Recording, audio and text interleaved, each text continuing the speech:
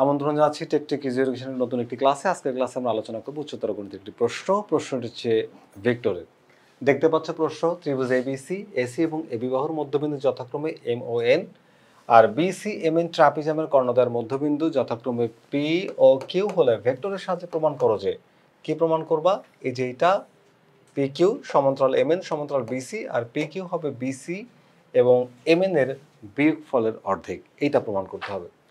তো এই অনুযায়ী আমাদের একটা চিত্র থাকবে এরকম, যে পি কিউ আর এবিসি হচ্ছে ত্রিভুজ, আর এম এন এবি এবং এসি বাহুর মধ্যবিন্দু যথাক্রমে এম এন। তাহলে বি এর একটা কর্ণ আর এম সি এর একটা কর্ণ। এখানে আমাদেরকে বলা হয়েছে যে কর্ণ, ভেক্টরের কর্ণ অর্থাৎ ট্রাপিজামের কর্ণ, আমাদের এখানে কর্ণ হচ্ছে একটা বি এন, একটা হচ্ছে সি এম। এই বি এন কর্ণের মধ্যবিন্দু হচ্ছে পি, আর সি এম কর্ণের মধ্যবিন্দু হচ্ছে পি কিউ। তাহলে যদি তাই হয় প্রমাণ করতে হবে, প্রশ্ন যেটা বলছে এটা হচ্ছে বিশেষ নির্বাচন, আমরা প্রশ্নের আলোকে লিখে দিব। এখন প্রমাণের জন্য এটা বোঝা দরকার, আমরা এই চিত্রটা এঁকে নিলাম, এই চিত্র অনুযায়ী আমরা এই দুইটা জিনিস প্রমাণ করতে চাচ্ছি। তো এই প্রমাণের জন্য আমাদের কি দরকার ভালো করে বুঝো। আমাদের এখানে এই ত্রিভুজের কোনো কাজ নেই, তো এই ত্রিভুজের যেহেতু কাজ নেই, এই পার্টটার কিন্তু আমার কোনো ব্যবহার নেই, তা আমি এটাকে একটু জিগজ্যাগ করে রাখলাম। এই অংশটা আমার দরকার না, আমার দরকার শুধু এই ট্রাপিজিয়ামের অংশটুকু আমার দরকার। তো ট্রাপিজিয়ামের অংশ থেকে আমরা এটা প্রমাণ করব। তো চলো প্রমাণ করি। এই প্রমাণের জন্য আমাকে একটু অবস্থান ভেক্টর বুঝতে হবে। অবস্থান ভেক্টরটা কি?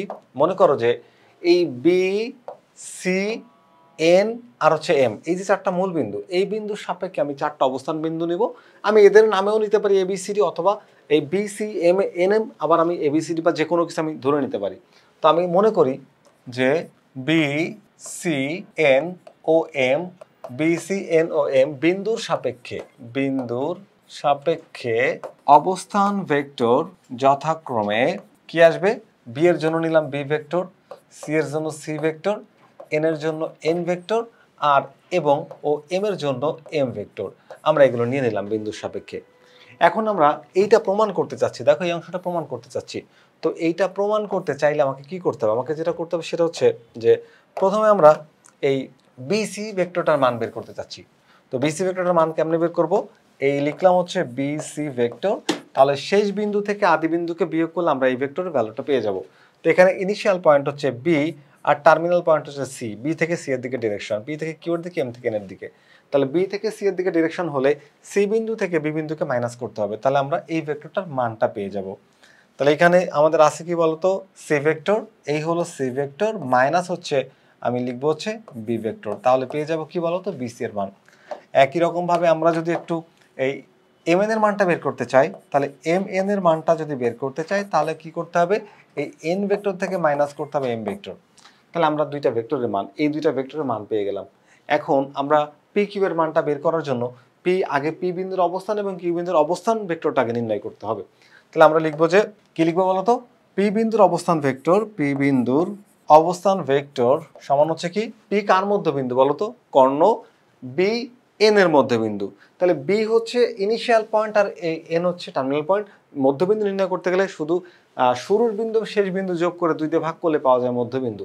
তাহলে এখানে তুমি হচ্ছে বি এর জন্য বি ভেক্টর, এই হচ্ছে বি ভেক্টর, প্লাস এন এর জন্য হচ্ছে এন ভেক্টর, এই দুইটাকে যোগ করে 2 দিয়ে ভাগ, এই দেখো 2 দিয়ে ভাগ, হাফ দিয়ে গুণ করা, 2 দিয়ে ভাগ করা, একই কথা। তাহলে আমরা পি বিন্দুর অবস্থান ভেক্টরটা পেয়ে গেলাম। এবার আমাদের দরকার কি? কিউ বিন্দুর অবস্থান ভেক্টর। তাহলে কিউ বিন্দুর অবস্থান ভেক্টর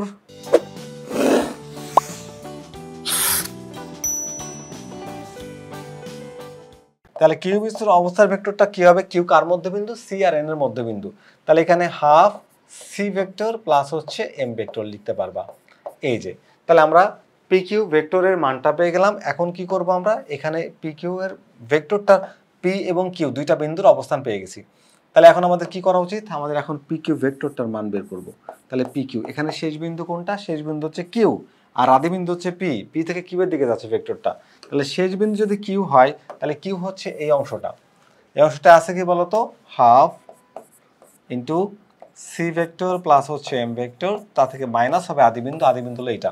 তাহলে আদি বিন্দুতে কি আছে? হাফ বি ভেক্টর প্লাস হচ্ছে এন ভেক্টর। চলো এটাকে একটু মডিফাই করার চেষ্টা করি আমরা। এখন এখান থেকে হাফটা কমন নিই, যদি হাফ কমন নিই তাহলে সি ভেক্টর প্লাস হচ্ছে এম ভেক্টর মাইনাস এই হলো বি ভেক্টর প্লাস মাইনাসে মাইনাস এন ভেক্টর। এখন আমাদের প্রমাণ করতে হবে হচ্ছে বি মাইনাস সি। কি প্রমাণ করতে হবে? B minus C. তাহলে বি এর জন্য বিসি মাইনাস এম এন, তো বিসি এর জন্য আমাদের দরকার হলো সি মাইনাস বি। দেখো এখানে সি মাইনাস বি কিন্তু আছে, সি মাইনাস বি কিন্তু কি আছে। ওকে, তাহলে আমরা এখানে লিখবো হচ্ছে হাফ, এখানে সি ভেক্টর মাইনাস হচ্ছে বি ভেক্টর লিখলাম। এখন আমাদের লাগবে হচ্ছে এম এন, এম এন এর জন্য লাগবে এন মাইনাস এম। কি লাগবে? N minus M. কিন্তু এখানে এন মাইনাস এম নাই, আছে এম মাইনাস এন। তো যদি আমরা একটা মাইনাস কমন নিই তাহলে আমরা N minus M, N vector minus M vector লিখতে পারবো। সেকেন্ড ব্র্যাকেট ক্লোজ করো।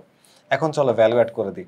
এখানে সি মাইনাস বি, এই C minus B, C vector minus B vector সমান আমরা বিসি ভেক্টর লিখছিলাম, এই হচ্ছে BC vector minus N minus M, N minus M মানে হচ্ছে এম এন, এই যে এম এন ভেক্টর।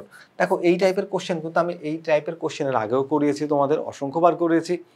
তো এইটাই আমি এটাও তোমাদের করে দিচ্ছি। তো এখানে যে বেসিকগুলো দরকার সেই বেসিকগুলো তুমি কিন্তু আমাদের বেসিক ক্লাসে এবং অন্যান্য ক্লাসে যদি একটু দেখে নাও, যে একটা পর্ব দেখলে বাকিগুলো দেখা লাগে না, সব কোশ্চেন প্রায় একই রকম। তা আমরা পিকিউ সমান এটা প্রমাণ করতে পারলাম। এখন এই জায়গাতে আছে কি বলতো, এই যে পিকিউ ভেক্টর সমান সমান half of BC vector minus হচ্ছে এম এন ভেক্টর। দেখো প্রমাণ হয়ে গেল না? তো আমার যদি প্রমাণে ভেক্টর সাইন থাকে তাহলে ভেক্টর সাইন দিবা, যদি না থাকে তাহলে দেওয়ার দরকার নেই। তো আমি ভেক্টর সাইনটা তুলে ফেলবো। তো মডুলাস করলে ভেক্টর সাইন উঠে যায়, আবার তুমি চাইলে সরাসরিও ভেক্টর সাইনকে তুলে ফেলতে পারো, যে half into BC vector minus হচ্ছে এম এন ভেক্টর। এই যে ভেক্টর আর থাকবে না, এই যে প্রমাণ হয়ে গেল। এখন একটা জিনিস মাথায় রাখো, সমান্তরাল প্রমাণ করতে বলছে।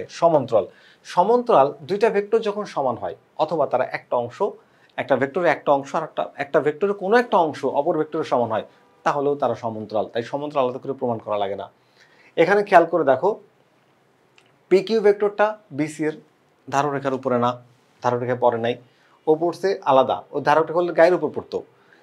পি কিউটা এম এন এরও গায়ের উপর পড়ে নাই, তাহলে এদের ধাররেখা এক না। আর ধাররেখা এক না হলে, দুইটা ভেক্টর সমান হলে, পুরোপুরি সমান সমান হতে হবে না, সমান হলেই সমান্তরাল হয়। একটু এক্সাম্পল দিয়ে বোঝাই, ভালো বুঝতে পারবা। ধরো যে দুইটা ভেক্টর আছে, এখানে এই একটা ভেক্টর, এটাকে ছোট্ট করে আমি একটা ভেক্টর দিলাম এ বি, আর এইখানে একটা ভেক্টর আছে, এই যে বড় করে একটা ভেক্টর দিলাম, তার নাম দিলাম হচ্ছে এক্স ওয়াই। দেখো এই দুইটা ভেক্টর অবশ্যই সমান না, কিন্তু এরা যতটুকু পথ গেল সমান্তরাল ভাবেই গেল। তাহলে এদেরকে সমান্তরাল তো বলা যাবে। মনে করো এবি ভেক্টর ভ্যালু হচ্ছে 10 মিটার আর এখানে এক্স এর ভ্যালু হচ্ছে 100 মিটার, তাহলে বলো তো এ কত বড়? 10 গুণ। কত বড়? 10 গুণ বড়। তাহলে কি আমি A B is equals to 1/10 x y vector লিখতে পারি কিনা? এখন এই যে এবি ভেক্টর যে এক্স ওয়াই ভেক্টরের 10 ভাগের 1 ভাগ, 10 ভাগের 1 ভাগের সমান, 10 ভাগের 1 ভাগের সমান, তাহলেই সমান্তরাল। সমান্তরাল হওয়ার জন্য সমান হওয়ার দরকার নাই। এবার খেয়াল করো, এখানে 10 ভাগের 1 ভাগের সমান হতে পারে, অর্ধেক হতে পারে, 4 ভাগের 1 ভাগ, যোগফলের সমান, যোগ বিয়োগফলের সমান, যোগফল বিয়োগফলের অর্ধেকের সমান, যোগফলের অর্ধেকের সমান, বিয়োগফলের অর্ধেকের সমান, মোটটা কথা সমান থাকলেই সমান্তরাল। এখানে দেখো পি কিউ এই বিসি মাইনাস এম এন, এই বিসি মাইনাস এম এন এই দুইটা ভেক্টরের বিয়োগফলের অর্ধেকের সমান, তাহলেই এরা সমান্তরাল।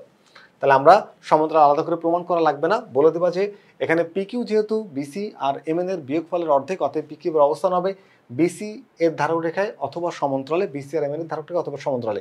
এখানে ধারক রেখায় নয়, তাহলে কি সমান্তরাল, প্রমাণ হয়ে গেল। একদম সহজ করে প্রমাণ হয়ে গেছে। ওকে, তো প্রমাণটা আমাদের ইজি হায়ার ম্যাথ বইয়েও কিন্তু খুব সহজ করে প্রমাণ করা আছে। তোমরা এই প্রমাণটাও একটু দেখে নিবা, আর সাথে এটা মিলে যেটুকু বোঝনি সেটা বুঝে নেবা। বুঝে নেওয়ার পর পরীক্ষা আসলে তুমি কিন্তু এটাকে অ্যান্সার করতে পারবা। সমান হলেই সমান্তরাল হয়, ডিসক্রিপশনটা দিলে ভালো, আর দেওয়াটাই উচিত।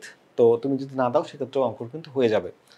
আশা করি আজকের এই ক্লাসটি তোমাদের ভালো লেগেছে। পরবর্তী ক্লাসে আবারও ফিরে আসবো নতুন কোনো গাণিতিক সমস্যার সাথে। ততক্ষণ পর্যন্ত ভালো থেকো। আল্লাহ হাফেজ।